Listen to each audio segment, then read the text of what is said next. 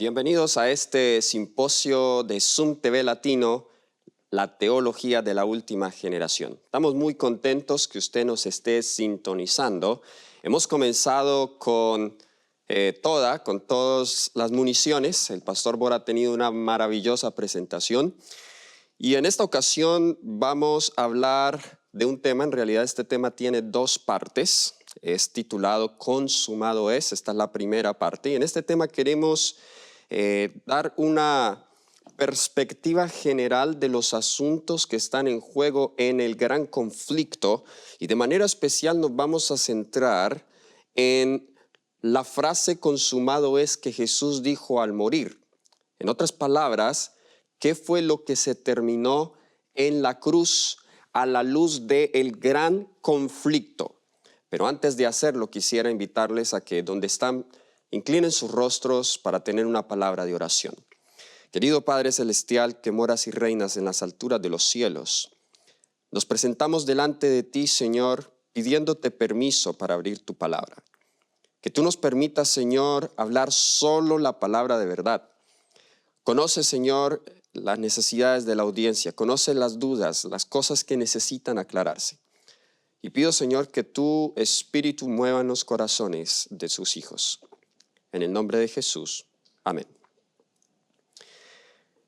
Quisiera que vayamos entonces al texto que va a ser nuestro versículo de estudio en estos dos temas, el cual encontramos en el Evangelio según San Juan, el capítulo 19, el versículo 30. El Evangelio según San Juan, el capítulo 19, versículo 30, nos dice: cuando Jesús hubo tomado el vinagre, dijo: consumado es, y habiendo inclinado la cabeza, entregó el Espíritu.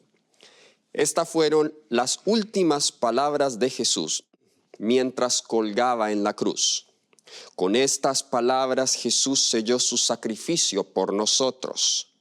Pero surgen algunas preguntas que nosotros queremos resolver a esta hora. ¿Qué terminó en la cruz? ¿Qué quiso decir Jesús cuando Él dijo, consumado es? ¿Qué terminó en la cruz? ¿Derrotó Jesús a Satanás en la cruz completamente? Esa es otra pregunta que vamos a tratar de resolver. Tercera pregunta, ¿se completó el plan de la redención para nosotros en la cruz? ¿Se completó la expiación en la cruz? Y si es así, ¿qué significa eso? Ahora, curiosamente, en la palabra del Señor nosotros encontramos tres momentos claves en el ministerio de Jesús y en la consumación de este gran conflicto. Tres momentos claves donde la Biblia utiliza la expresión, o donde Dios mismo dice, consumado es, o hecho está. Y déjeme sugerir, al comenzar este tema, que esos tres momentos, y ya vamos a ver cuáles son esos tres momentos apuntan a tres fases, por así decirlo, de la vindicación de Dios en este gran conflicto, que se marcan por las expresiones consumado es o hecho está. La primera fase, dicho sea de paso, hay una cuarta expresión, pero esta cuarta expresión está en el contexto antes de la caída, porque en Génesis capítulo 1, versículo 31, cuando Dios termina de crear todo, la palabra de Dios nos dice que vio Dios todo lo que había hecho, y he aquí que todo era en gran manera. Entonces hubo algo que Dios terminó al principio, Dios lo terminó allí en la creación, cuando había un mundo perfecto, y Dios vio lo que había hecho. En otras palabras, Él terminó la obra de la creación, y esa obra fue perfecta, y Dios dijo que era bueno en gran manera. Pero debido a que eso fue hecho en un mundo donde aún el pecado no había entrado, al menos en este mundo, vamos a concentrarnos en las tres expresiones que se mencionan en el contexto del pecado. La primera entonces fue la que ya leímos en Juan 19:30, que es en la cruz. Ahora, vamos a Apocalipsis 16:17, donde encontramos la segunda expresión. Apocalipsis 16:17 nos dice acá, esto es en el contexto de las 7 postreras plagas: el séptimo ángel derramó su copa por el aire, y salió una gran voz del templo del cielo del trono diciendo: hecho está. Noten, en la cruz Jesús dijo: consumado es. Después del fin del tiempo de la gracia, Jesús dice: hecho está. Una vez más encontramos esta expresión en Apocalipsis 21:6. Apocalipsis 21:6, ahora el contexto de este pasaje es después del milenio. Después que en el capítulo 20 son destruidos Satanás, sus ángeles y todos los pecadores, Dios ha creado un cielo nuevo y una tierra nueva. Nos dice acá en el versículo 6: y me dijo: hecho está. Yo soy el alfa y la omega, el principio y el fin. Al que tuviere sed, yo le daré gratuitamente de la fuente del agua de la vida. Entonces tenemos 3 fases, 3 momentos claves de la vindicación del carácter de Dios, de la consumación del gran conflicto.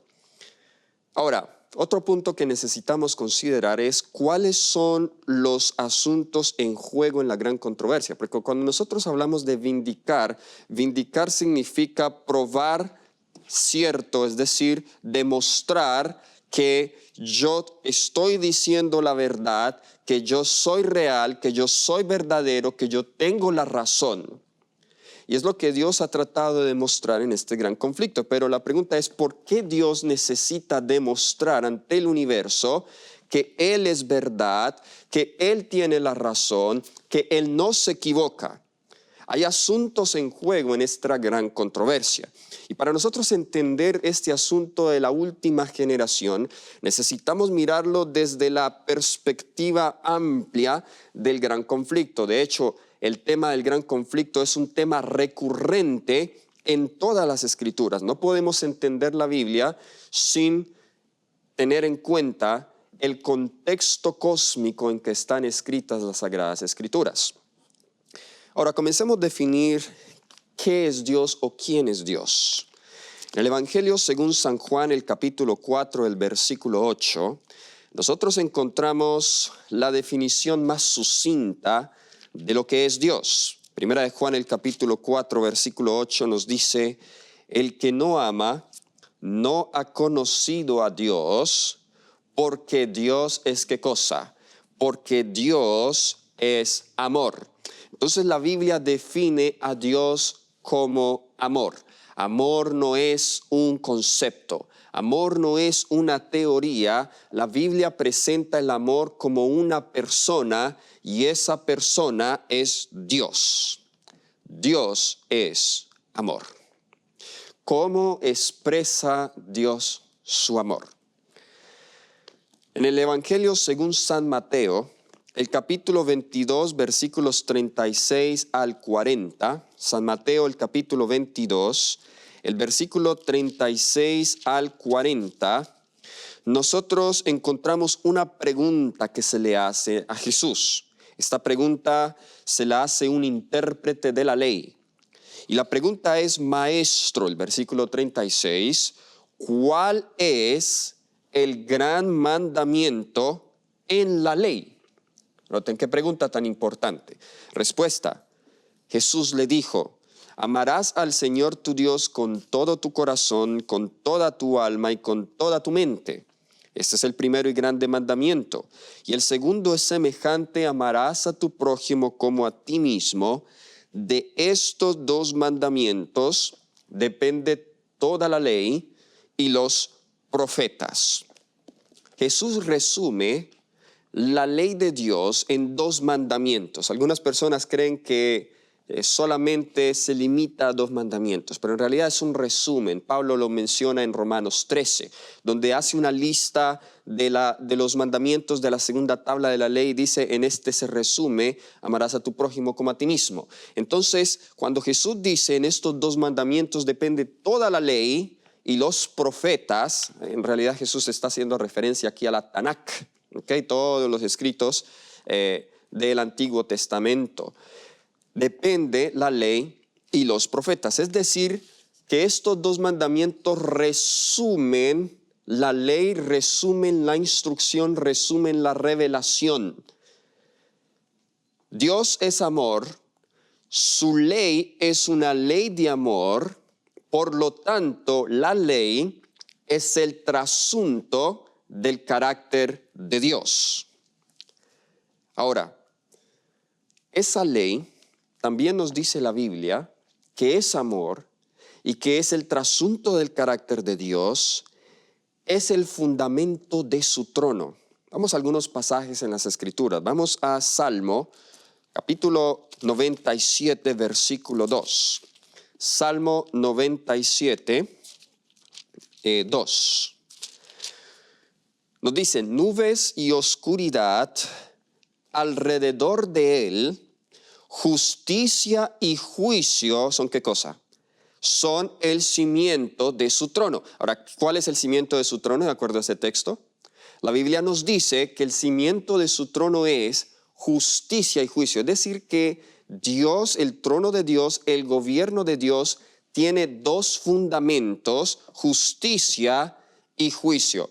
Entonces, para poder saber qué es justicia y juicio, necesitamos ir a otro pasaje para poder ir y ser más detallados en esto. Salmo 119, versículo 172, un texto muy conocido. Salmo 119, 172 nos dice, hablará mi lengua tus dichos, porque todos tus mandamientos son ¿qué? Son justicia. Entonces, los mandamientos son justicia. Y el trono de Dios dice que tiene la justicia como su fundamento. Entonces, ¿cuál es el fundamento del gobierno de Dios o del trono de Dios? Es la ley. En otras palabras, no puede existir trono sin fundamento, no puede existir trono sin ley. Qué interesante que cuando Satanás se revela en el cielo, lo que quiere hacer es destronar a Dios. Y esto es un punto muy importante. Vamos al libro de Isaías. Y vamos a ver, el espíritu de profecía lo dice muy claramente, pero también necesitamos saber y tratar de definir esto solo con la Biblia. Y note lo que nos dice el libro de Isaías, el capítulo 14, versículos 12 al 14. Isaías 14, versículos 12 al 14, pasaje muy conocido. Dice, ¿cómo caíste del cielo, oh lucero, hijo de la mañana? Cortado fuiste por tierra, tú que debilitabas a las naciones. Ahora noten el versículo 13. Tú que decías en tu corazón, subiré al cielo en lo alto, junto a las estrellas levantaré, ¿qué? Mi trono, dice, y en el monte del testimonio me sentaré a los lados del norte. De nuevo, ¿por qué se le llamará el monte del testimonio? Porque allí es donde está el trono de Dios y ese testimonio son su santa ley. Ahora, notemos lo siguiente.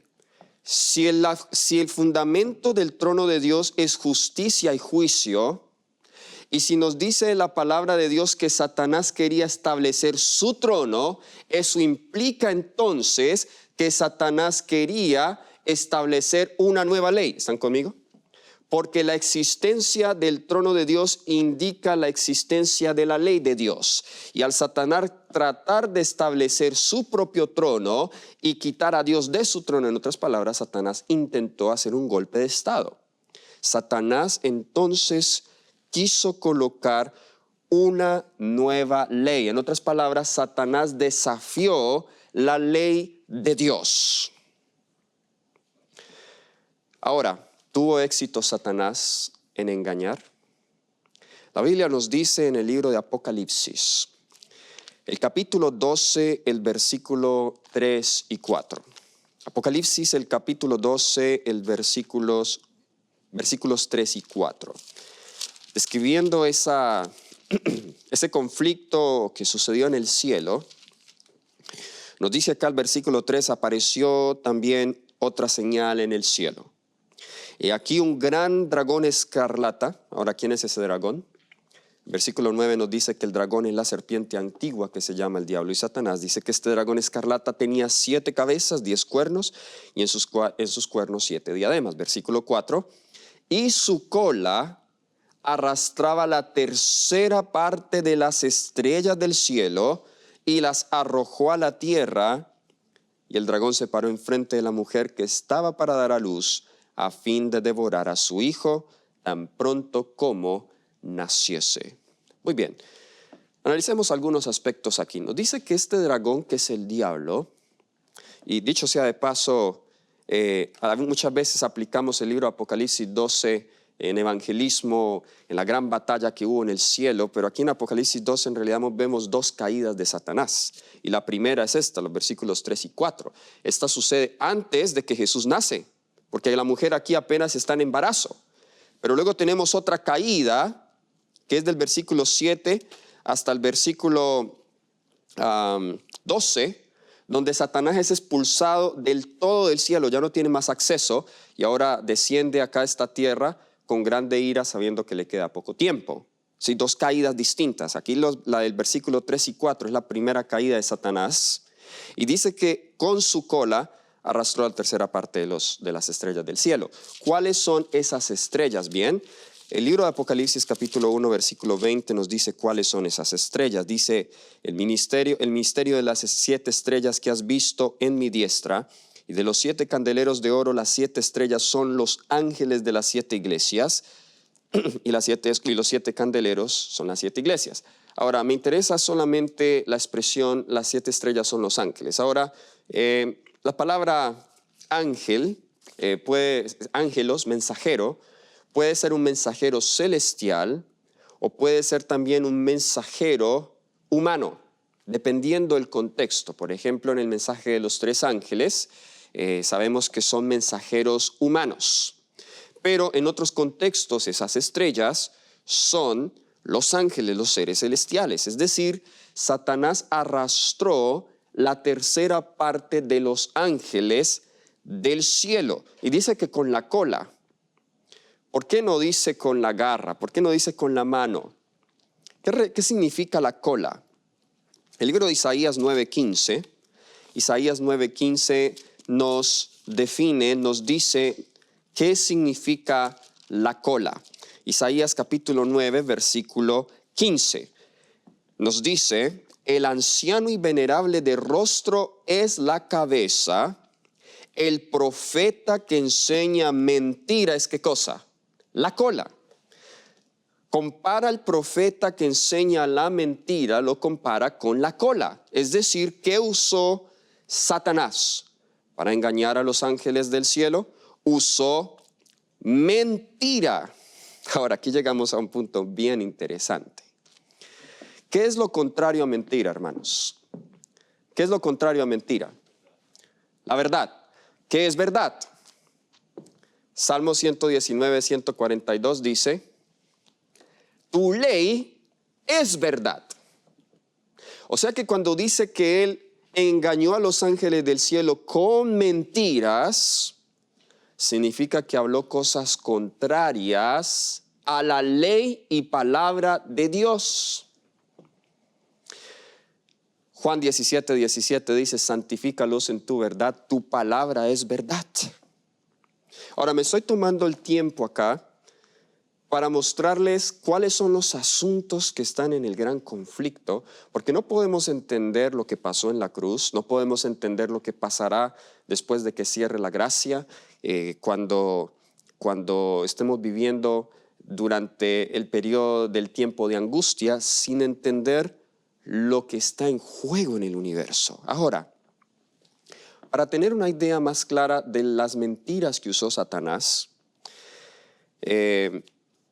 podemos ir allí al jardín del Edén, y por falta de tiempo no voy a leer todo esto en detalle, pero podemos estudiar la forma en cómo el diablo engañó a Eva. allí en Génesis 3 del 1 al 5, como dije, no voy a leerlo en detalle, solamente voy a resaltar algunos puntos. Las mismas mentiras que Satanás usó con Eva son las mismas mentiras que el diablo utilizó con los ángeles del cielo. Por ejemplo, el diablo le dijo a Eva en el versículo 4, la serpiente le dijo a la mujer, no moriréis, y el versículo 5 dice, sino que sabe Dios que el día que comáis de él serán abiertos vuestros ojos y seréis como Dios sabiendo el bien y el mal. Noten eso, seréis como Dios. ¿Qué sugirió Satanás allí? Satanás estaba sugiriendo que, esto no lo va a ver explícito, pero usted tiene que estudiar el pasaje bien en detalle. Si Satanás estaba diciendo seréis como Dios, entonces surge la pregunta, si al comer del árbol podíamos ser como Dios, ¿por qué Dios entonces nos prohibió comerlo? Es posible que Dios no quería tener rivales. Es posible que Dios no quería tener competencia y es que simplemente es un Dios autoritario y por eso Dios no quiere que nosotros comamos de ese árbol. En otras palabras, lo que la serpiente sugiere es que presenta a Dios como mentiroso, como alguien que solo desea completa autoridad sin tener ningún rival. Por eso le prohibió que comiera del árbol. Esa es una de las mentiras que hizo. Otra mentira es que Dios y su ley no tienen en cuenta el bienestar y los intereses de sus criaturas. Porque si eso era algo bueno, como la serpiente se lo presenta a Eva, y porque Dios lo prohíbe, significa que Dios no le interesa mi bienestar y mi interés. La serpiente también le hizo creer a Eva que habían beneficios en la desobediencia y que había ganancia. No nos engaña la serpiente hoy así cuando nos hace caer en pecado. Una pregunta, ¿por qué una persona cae en pecado? Aún sabiendo que es pecado. Porque nos creemos la mentira del diablo, que al pecar hay ganancia, que al pecar hay beneficios, que al pecar hay gozo, hay felicidad y hay placer. Y le creemos esa mentira al diablo.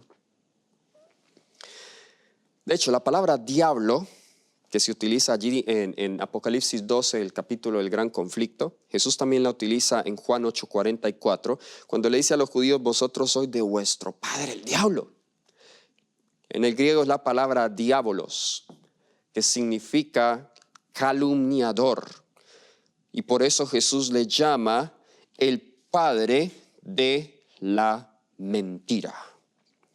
Y el diablo como calumniador, vemos por ejemplo en el libro de Job, y no voy a entrar en detalles porque el pastor Bor va a tener una presentación bien detallada del gran conflicto a la luz del libro de Job, pero aquí vemos en el libro de Job que el diablo, el calumniador, está desafiando el juicio de Dios sobre el carácter de Job.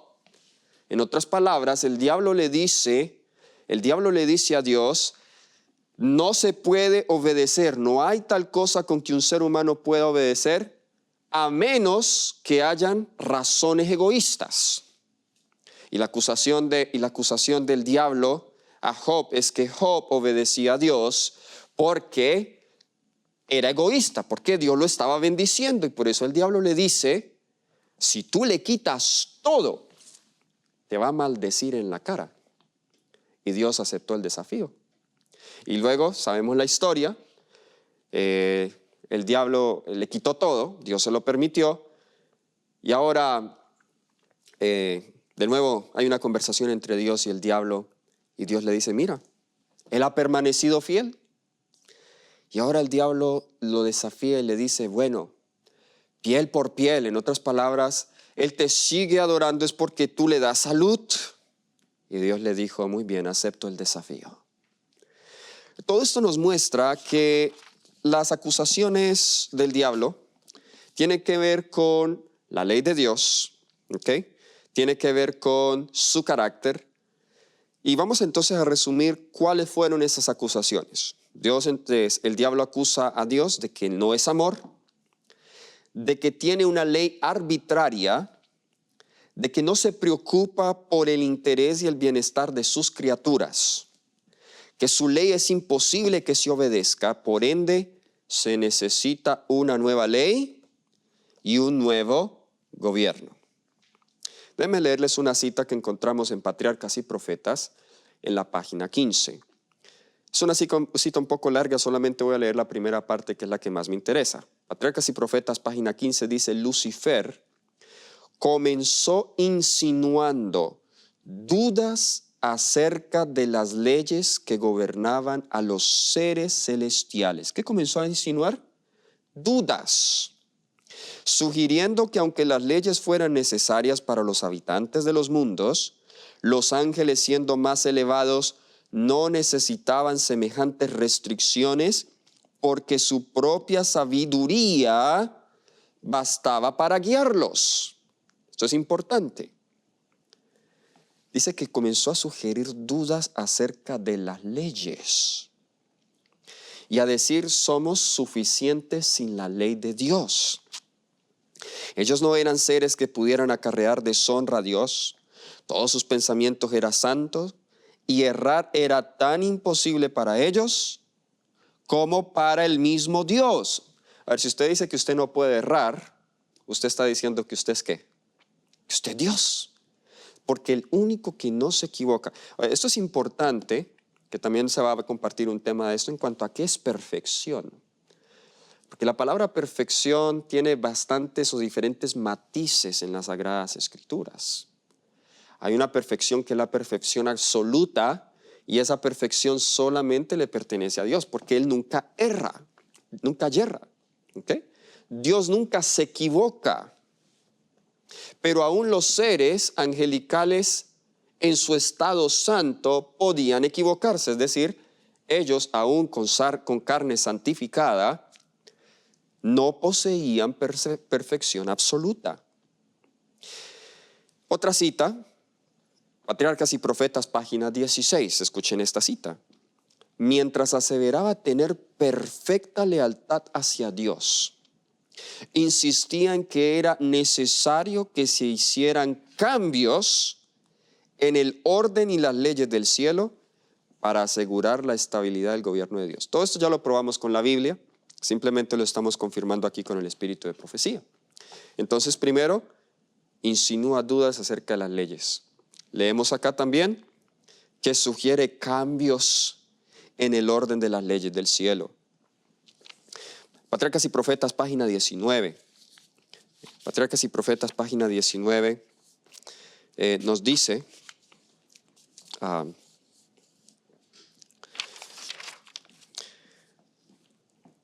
acá: Dios permitió que Satanás continuara con su obra hasta que el espíritu de desafecto se transformó en una activa rebelión. Era necesario que sus planes se desarrollaran en toda su plenitud para que su verdadera naturaleza y tendencia fueran vistos por todos. Ahora, aquí voy a detenerme un poco, porque, muy bien, hemos ya establecido la rebelión de Satanás. Y la pregunta que muchos se hacen, yo he tenido la oportunidad de estudiar la Biblia con muchas personas, y siempre cuando tocamos el tema del gran conflicto, una pregunta que siempre surge es: pero si Dios sabía que iba a surgir todo este mal, ¿por qué Dios no destruyó al diablo allí cuando se reveló en el cielo? ¿Okay? Bueno, Dios trabaja, y vamos a mirarlo porque Dios es consistente en la forma en cómo obra con el mal. Dios trabaja con el principio, uno de los principios de la demostración. Es decir, Dios no es un Dios arbitrario, que como Él es Dios y sabe qué es lo correcto, entonces Él hace las cosas como Él cree que son mejor. Sino que Dios tiene en cuenta la limitación de aquellos que no son Dios, es decir, de sus criaturas, de los seres creados, de los otros mundos, de los ángeles, y permite que pase el tiempo para que el carácter se madure y todas las personas o todos los seres creados tengan evidencia de que Él tiene la razón. Y espero que hayan tomado ese punto, que es muy importante para hablar de la última generación. Dios pudo haber destruido al diablo, pero dice acá que Dios permitió que Satanás continuara su obra hasta que el espíritu de desafecto se transformó en activa rebelión. Y dice que era necesario que sus planes se desarrollaran en toda su plenitud para que su verdadera naturaleza y tendencia fueran vistas por todos. Pregunta, ¿hay algo que coge a Dios de sorpresa? ¿Será que hay algo que Dios no conozca, aún la rebelión? No. Pero los seres creados tienen esa limitación y por eso Dios tiene que permitir que ciertas cosas continúen para que esos asuntos sean más claros en la gran controversia. Entonces Él pueda presentar su caso ante el universo y demostrar que Él y su santa ley y su palabra son verdad. Patriarcas y Profetas, página 20, nos dice: Dios podía emplear únicamente aquellos medios. Noten, esta cita es muy importante porque estos son los medios que Dios emplea en la gran controversia. Dios podía emplear únicamente aquellos medios que fueran compatibles con la verdad y la justicia. Es decir, ya dijimos que es verdad, justicia, es la ley de Dios. Satanás podía valerse de medios que Dios no podía usar: la lisonja y el engaño. Había procurado falsear la palabra de Dios y había tergiversado el plan del gobierno divino, alegando que el Creador no actuaba con justicia al imponer leyes a los ángeles, que al exigir sumisión y obediencia a sus criaturas buscaba solamente su propia exaltación. Es decir, el diablo le estaba atribuyendo a Dios lo que Él era, porque Él era el que estaba buscando su propia exaltación. Por lo tanto, era necesario demostrar, otra vez esa palabra, era necesario demostrar ante los habitantes del cielo y todos los mundos que el gobierno de Dios es justo y su ley es perfecta. ¿Están captando aquí el cuadro, la imagen? ¿Qué es lo que Dios, y vamos a ver que en la última generación esos dos puntos son los mismos que están en juego? Demostrar que Él es justo, su gobierno, y su ley es perfecta. Satanás había fingido que procuraba fomentar el bien del universo.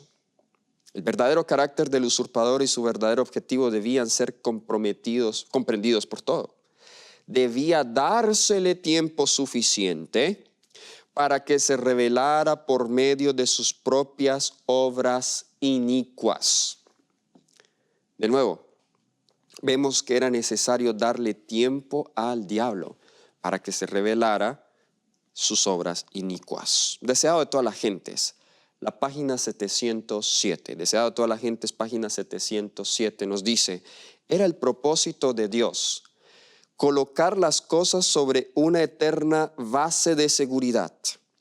Y en los concilios del cielo fue decidido. Noten, ¿dónde fue decidido?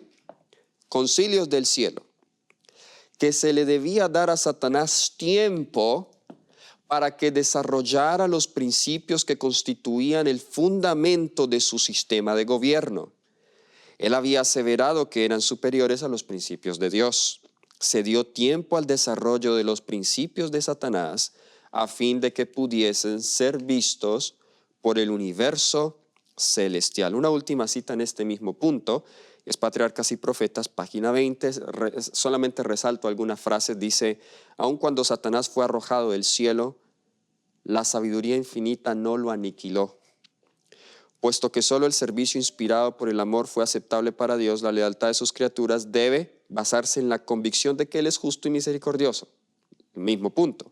Más adelante dice: no podían ellos discernir la justicia de Dios en la destrucción de Satanás. Quizá hubiesen pensado: bien, de pronto el diablo tenía razón y Dios temió tener un rival y lo destruyó. No quiero yo adorar a ese tipo de Dios. Los seres no caídos no podían haber discernido la justicia de Dios en la destrucción de Satanás. Si se le hubiera suprimido inmediatamente, algunos habrían servido a Dios por temor más bien que por amor. Luego nos dice acá: la influencia del engañador no habría sido anulada totalmente, ni se habría extirpado por completo el espíritu de rebelión. Para el bien del universo entero, a través de los siglos sin fin, era necesario que Satanás desarrollara más ampliamente sus principios para que todos los seres creados pudieran reconocer la naturaleza de sus acusaciones contra el gobierno divino y para que la justicia y la misericordia de Dios y la inmutabilidad de su ley quedasen establecidos para siempre. A ver, déjeme proponer algo entonces. ¿Cuándo entonces es que Dios podrá aniquilar completamente al diablo, al pecado? O al diablo, vamos a hablar del diablo aquí. Cuando la inmutabilidad de su ley queden establecidas para siempre. Es decir, que solo cuando el carácter de Dios quede completamente claro y revelado al universo entero, entonces la obra de la redención habrá consumado y Dios entonces podrá establecer su reino eterno de paz y de justicia. Vemos entonces en esta cita que todos los seres creados necesitan reconocer la misericordia y la justicia de Dios y la inmutabilidad de su ley. Y yo quisiera agrupar a todos los seres creados en tres grupos. El primer grupo son los seres angelicales y los habitantes de los mundos no caídos. El segundo grupo son los seres humanos. Y el tercer grupo es Satanás, sus ángeles y los perdidos. Porque aunque se pierdan, también son seres creados. Y aunque ellos hayan rechazado la misericordia y la justicia de Dios, ellos necesitan, aún en el rechazo, convencerse de esa misericordia y justicia de Dios. Conflicto de los siglos, la página 489. El gran usurpador siguió justificándose hasta el fin mismo de la controversia en el cielo, cuando se dio a saber que con todos sus secuaces iba a ser expulsado de las moradas de la dicha. El jefe rebelde declaró audazmente su desprecio de la ley del Creador. Reiteró su aserto de que los ángeles no necesitaban sujeción, sino que debía dejárseles seguir su propia voluntad, que los dirigiría siempre bien. Eso suena un poco como la carne santificada. Denunció los estatutos divinos como restricción de su libertad y declaró que el objeto que él perseguía era asegurar la abolición de la ley, para que libres de esta traba, las huestes del cielo pudieran alcanzar un grado de excelencia o de existencia más elevado y glorioso. Ahora voy a adelantarme un poco a un punto que lo voy a tocar es en la segunda parte de este tema. Si el gran conflicto tiene que ver con la ley de Dios, y los seres celestiales tuvieron su prueba, allá en la rebelión, si iban a escoger a Dios o no iban a escoger a Dios, y cuando cada ángel había tomado su decisión del lado de Satanás y del lado de Dios, entonces cuando eso ocurrió, Satanás y sus ángeles fueron expulsados. No fueron expulsados antes de que todos hubiesen tomado su decisión. De la misma manera, hay una prueba, y esta prueba cada ser humano en diferentes periodos de la historia ha sido probado de manera individual y local, pero ¿qué hace y por qué hablamos de una última generación? Esta última generación va a ser particular por varios detalles, y un detalle es que esta generación va a vivir en un tiempo cuando la prueba por la fidelidad a la ley de Dios va a ser universal, es decir, mundial. ¿Ok? Y vamos a mirar eso en la segunda parte de este tema, pero déjenme ya para ir concluyendo tocar un punto muy importante, y es ¿cómo responde Dios ante estas acusaciones? Eso es muy importante, esta pregunta. ¿Cómo responde Dios ante estas acusaciones? Recordemos cuáles son las acusaciones. Que Dios no es amor, no es misericordioso, no es justo, que su ley es arbitraria, que no se preocupa por el interés y el bienestar de sus criaturas y que es imposible que esa ley se obedezca. Por ejemplo, por eso necesitamos una ley nueva. ¿Cómo responde Dios ante esas acusaciones? Vayamos a Juan, capítulo 1. Juan, el capítulo 1, vamos a leer versículos 14 y 18. Juan el capítulo 1, versículo 14, nos dice, y aquel verbo fue hecho carne y habitó entre nosotros. Y vimos su gloria, gloria como el unigénito del Padre, lleno de gracia y de verdad. Ahora el versículo 18. A Dios nadie le vio jamás. El unigénito Hijo que está en el seno del Padre, Él le ha dado ¿a qué? Él le ha dado a conocer. Cristo vino a revelar al ser humano el carácter del Padre. El versículo 14 nos dice que Él vino para revelar la gloria de Dios. Dice que vimos su gloria, gloria como la del unigénito del Padre, lleno de gracia y de verdad. El versículo 18 nos dice que nadie ha visto a Dios jamás, pero el Hijo vino a darlo a conocer a nosotros. Entonces Cristo vino a revelar al ser humano el carácter del Padre. Vino a mostrar quién es Dios. Ahora recuerden que una de las acusaciones era la ley de Dios. ¿Cómo Jesús demostró eso? En Isaías 42, 21,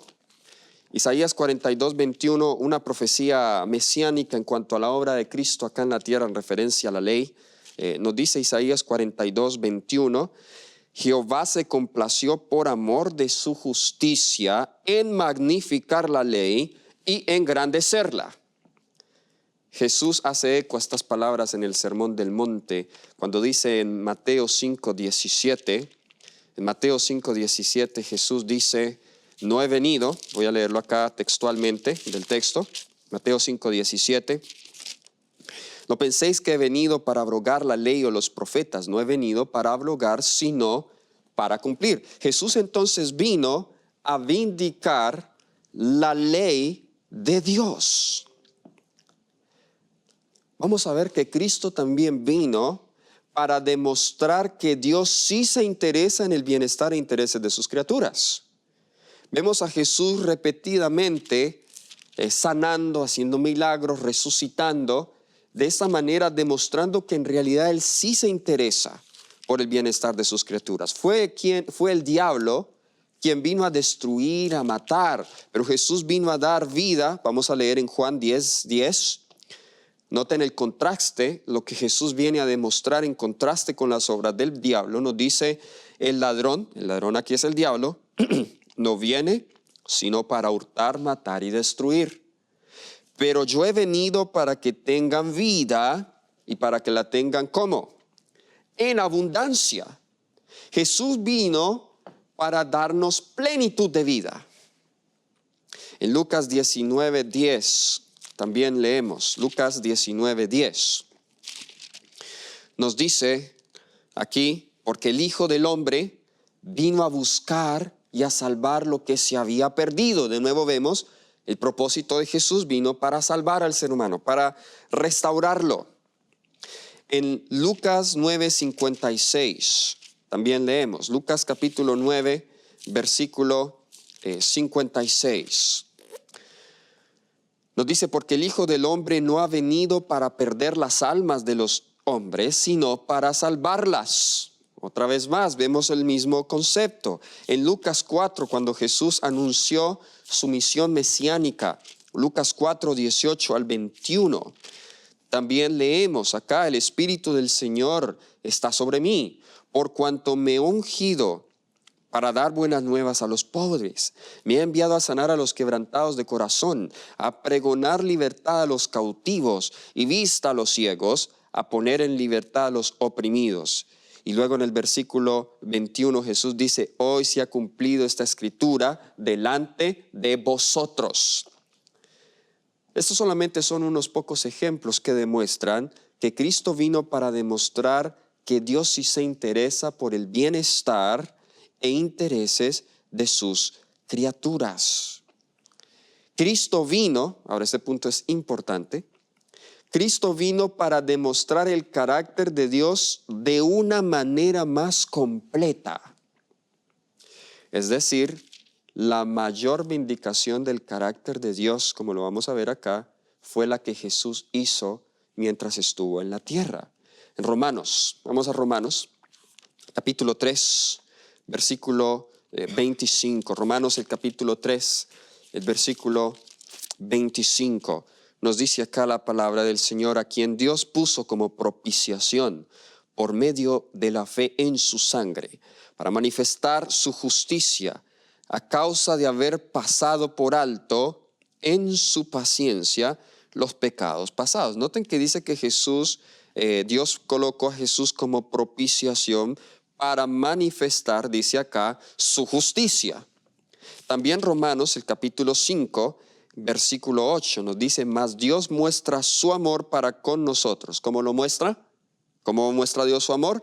En que siendo aún pecadores, Cristo murió por nosotros. Entonces Cristo vino a demostrar el carácter de amor de Dios de una manera completa, no solamente en la cruz, porque a veces solamente nos centramos en la cruz y la cruz, allí se consuma el sacrificio de Cristo por nosotros, se hace una provisión completa para el perdón de los pecados. No te dije una provisión completa, pero también su vida es una manifestación de la justicia de Dios. ¿Saben qué más hizo Jesús en la cruz?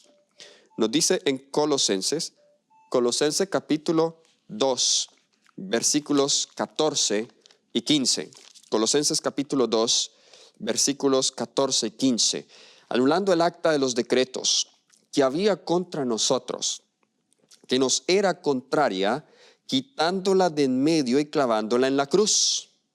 Algunos dicen que esa es la ley de Dios, pero ¿cómo? Si la ley de Dios es la que está en juego, ¿cómo Él ahora va a venir a quitarla? Eso sería darle la razón al diablo. Oye, como tú como que tienes razón, quitemos la ley porque ya no sirve. Eso sería incongruente con el tema del gran conflicto que estamos hablando. Ahora, versículo 15 dice, y despojando a los principados y las potestades. Ahora, ¿quiénes son los principados y las potestades? Diablo y sus ángeles. Los exhibió públicamente, triunfando sobre ellos en la cruz. ¿Qué hizo en la cruz? En la cruz Cristo expuso abierta y completamente al diablo, a sus mentiras, a su rebelión. Ahí en Hebreos 2:14 también nos dice, Hebreos el capítulo 2 y el versículo 14, así que por cuanto los hijos participaron de carne y sangre, Él también participó de lo mismo para destruir por medio de la muerte al que tenía el imperio de la muerte, esto es, al diablo. Así que hay una fase o hay una vindicación que ocurre en la vida de Jesús y que ocurre en la cruz. Nos dice conflicto de los siglos, la página 491. Así que en la cruz, número 1, queda expuesto el carácter de Satanás y sus verdaderos motivos. Conflicto de los siglos, página 491 nos dice, al echar a Satanás del cielo, Dios hizo patente su justicia y mantuvo el honor de su trono. ¿Okay? Pero cuando el hombre pecó cediendo a las seducciones del espíritu apóstata, Dios dio una prueba de su amor consintiendo que su Hijo unigénito muriese por la raza caída. Y luego resalto esta siguiente oración. El carácter de Dios se pone de manifiesto en el sacrificio expiatorio de Cristo. El poderoso argumento de la cruz demuestra, de nuevo la palabra clave, demostrar, demuestra a todo el universo que el gobierno de Dios no era de ninguna manera responsable del cambio del pecado que Lucifer había escogido. Ahora, esta cita es muy diciente porque esta cita nos habla el poderoso argumento de la cruz. Ahora, algunos usan esta cita para decir que ya no se necesita nada más. Por eso estamos aquí tratando de construir el caso, ¿bien? Pero sí tenemos que estar de acuerdo que el argumento más poderoso para vindicar la justicia de Dios, Y para demostrar quién es Dios y demostrar que Satanás es un mentiroso fue el poderoso argumento de la cruz. Nosotros no podemos negar eso, porque el sacrificio de Cristo Jesús es central en el Evangelio. También nos dice acá en el Conflicto de los Siglos, página 491, el carácter del gran engañador se mostró tal cual como era en la lucha entre Cristo y Satanás. Durante el ministerio terrenal del Salvador, nada habría podido desarraigar, oigan esto tan importante, nada habría podido desarraigar tan completamente las simpatías de los ángeles celestiales y todo el universo leal pudieran sentir hacia Satanás como su guerra contra el cruel redentor del mundo. Entonces de nuevo vemos este argumento es tan poderoso que desarraigó las simpatías de los ángeles celestiales hacia Satanás. Conflicto de los Siglos, página 491. Fue Satanás el que impulsó al mundo al rechazar a Cristo. El príncipe del mal hizo cuanto pudo y empleó toda su astucia para matar a Jesús, pues vio que la misericordia y el amor del Salvador, su compasión y su tierna piedad estaban representando ante el mundo el carácter de Dios.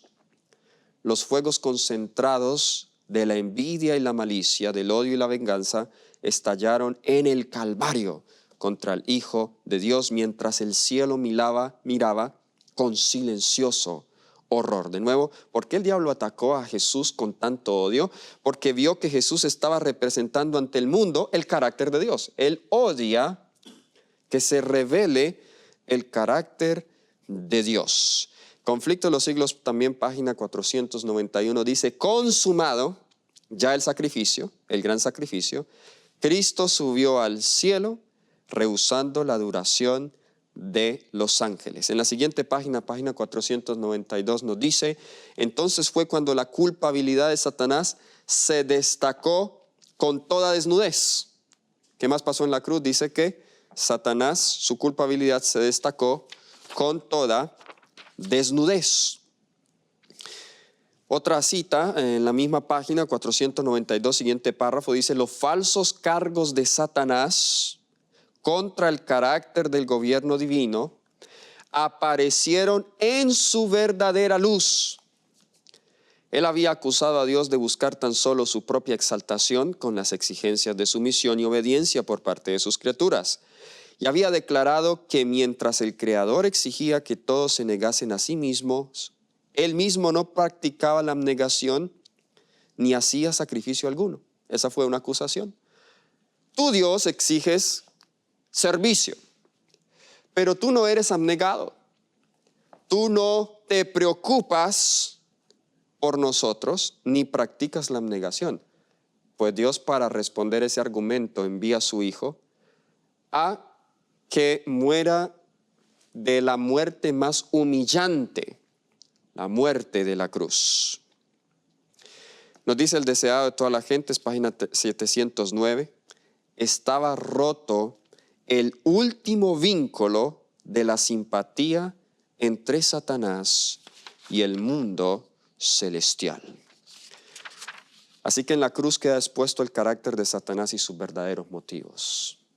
En la cruz también queda revelada la justicia de Dios, su sabiduría y su bondad. En el siguiente tema vamos a estar mirando, y tengo todavía algunas citas en cuanto a qué más se revela en la cruz, pero vamos a mirar si es que esa revelación fue tan perfecta y completa, ¿por qué el diablo no fue destruido en la cruz?